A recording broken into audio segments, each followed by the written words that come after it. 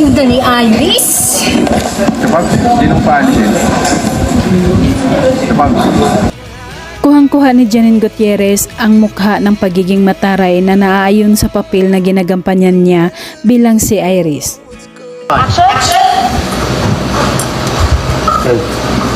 Tilt up. Q. Q. Ate, please be careful, okay? Pero kahit naging mataray ang kanyang papel, makikita pa rin ang maganda at maamong mukha ni Janine Gutierrez sa mga eksena. At alam ko na ayaw mo din madamay. So maybe, the best thing to do would be, bumalik ka na lang sa pinanggalingan mo. Pero dahil sa galing niya, nadadala ang kanyang mga tagapanood sa kanyang karakter. Maraming naiinis at maraming natuwa.